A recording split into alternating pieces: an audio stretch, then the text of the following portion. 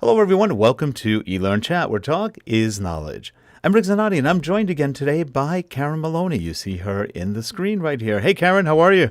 Hi, good, and thanks, Rick. How are you? Good. Well, then we're going to run our intro, and then we'll explain to everybody why we're here again. Here we go.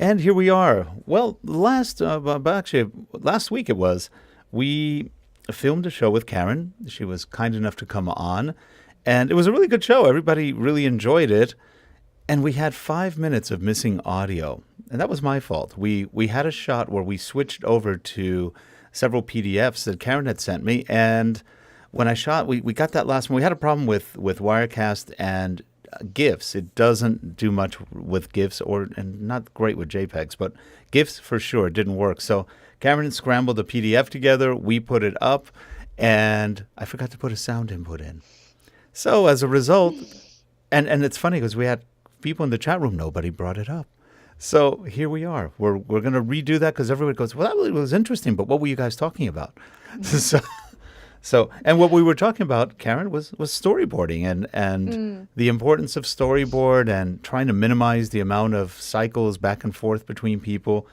And one of the things you mentioned is, really training the customer to a certain point in understanding that the storyboard is the foundation. It's Absolutely. your blueprint. And through that process, do you want me to switch and show some of the storyboards now? Yeah, can do while I'm chatting.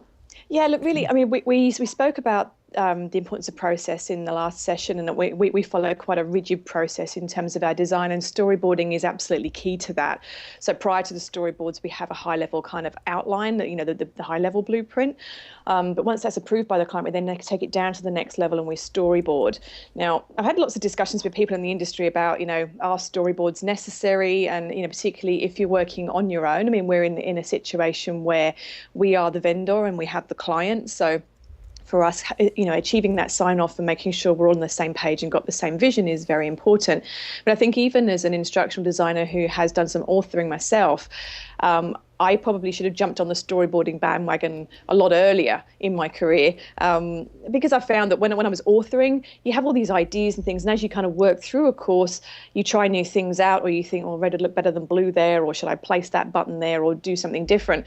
And by the time you get to the end of the course, you can have some inconsistencies, or may need to go back and change everything all again, which anyone that's used an authoring tool will know is a real pain in the butt, because in a lot of them you can't just go back and sort of make a global change. So the storyboards that Rick's showing you on screen are just a couple of samples of the sorts of things that we use. Now, the ones on screen are our more complex storyboards.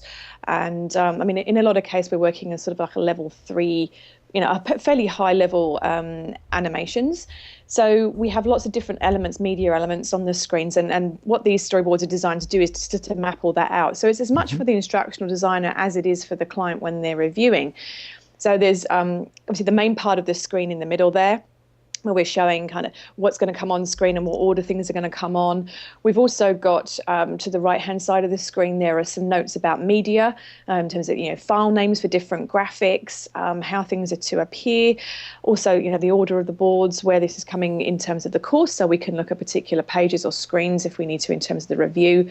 We'll also include on their audio narration as well. So if there are particular screen elements that are to be narrated and have audio accompaniment, we can say, okay, so for element 5, have a 5 down the bottom, and we write the audio narration. And I don't think on that PDF you can actually see the notes pages. These storyboards are just created in Microsoft PowerPoint. We just have kind of a basic template, and we just copy for as many screens as we need.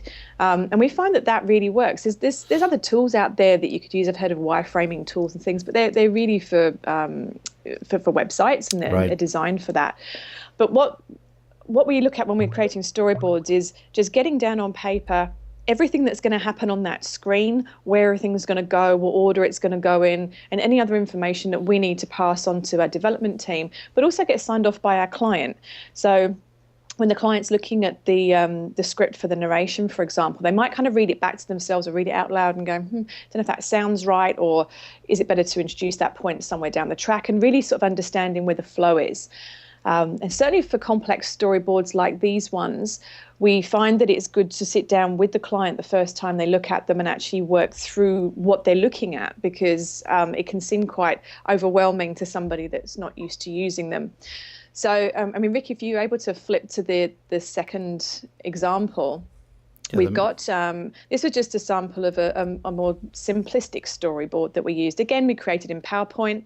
Just find it easy just to work with the visual elements in PowerPoint. Everybody knows PowerPoint, everybody's got PowerPoint, so clients can open up things easily, they can write their comments. But this one, we had a client for this project who was a bit more visual than some of our other clients. So on the first example, the more complex one, we were just focusing on the elements that were going to be in the core bit of the screen, whereas this client actually preferred to see all the elements as they would look in the GUI, in the graphic user interface. So we kind of took a screen dump of that GUI, that's that kind of background, and then we just placed all the elements in the middle part of the screen and explained to her where the narration was coming, etc. And you can even see it's quite rough in terms of the, where the page numbers are. I think, I've just overlaid, text boxes and things on there. So there were some notes, some release notes I gave that client to say, look, in terms of those visuals, ignore those kind of things, because obviously in the real world it won't look like that. But it's just to give you a sense of placement, what the page numbers will be, what they'll look like, where they are, those sorts of things. So I think really the thing about storyboards is for me, there's no hard and fast rules about what they should look like. And I think it depends who you're creating the boards for. So whether you're creating them for yourself as an author, in which case you can make your own kind of annotations and notes and you'll know what that means, or whether you're creating them for a client to sign off on, and then pass on to a developer, or one or the other. And I think the key thing is to use tools that are friendly, and easy to use, and just make it what you need it to be. There's lots of free templates out there for storyboards. I think we've got one on our website, but they're just a gauge really as to what sort of information you need to make sure that you're just creating a template and working with it for a process that suits you and that suits your purposes, rather than trying to make the storyboard fit your process. Yeah, and it's funny because a lot of people have problems with storyboards in terms of how to put them together and really teaching the client how to understand them. Yeah. That's the key part, really explaining why something's in a storyboard, why it makes sense, and then having them pay attention to it. Now, I was going to ask you last time, we ran out of time, but have you looked at any of the online review services to see if they add anything, if they make it easier? How do you handle reviews with clients and storyboards? Yeah, we just work on a one-on-one approach for that, really. I've just found the best way to do that is just to sit down with clients. Particularly, I think we spoke in the last session about we do a SME induction. So when we're working with clients, the SMEs are the people that we're talking to the most. And part of that SME induction is giving them samples of these kind of things and explaining what they're going to get, so that they know at the outset of the project the kinds of deliverables they're going to be reviewing. So they've got some time to sort of look at that and go, yeah, that really doesn't make sense to me, because in that case, we might change the storyboard format that we're using. But we will, if we're working with a client who has not reviewed these things before, we might just sit down with them and talk them through the first few and make sure that they're comfortable. And we can do that, we can physically in a room with them, or we might use a tool like, GoToMeeting or some kind of web conferencing tool where we can share screens and talk about things online. We generally, once they're okay with the format and what it is what we're asking them to review, we will leave them to it. One of my clients in particular, she will quite often she likes to immerse herself. So she will go and book a meeting room, get a coffee and a snacks and sit there for an afternoon and really get into it, because she needs to find that flow through the narration and the content. But in terms of, how people provide their review comments to us, we talk to the client about what's going to suit them best, because we have some clients who like to physically, they print off all the storyboards and annotate them and then scan that in and send it to us, or they might get somebody to drop them over. We have others who will go into the PowerPoint file and annotate their comments in red text or whatever it might be. Right. And some of them just like to hold a meeting where we physically just go through them and we take the notes down.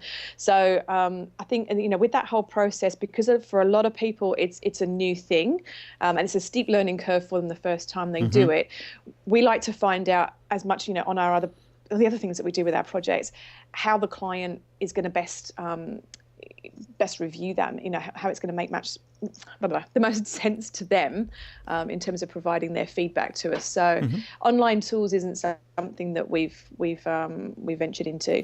Yeah, we found that some of the online tools work okay, but then it's another training curve for the client.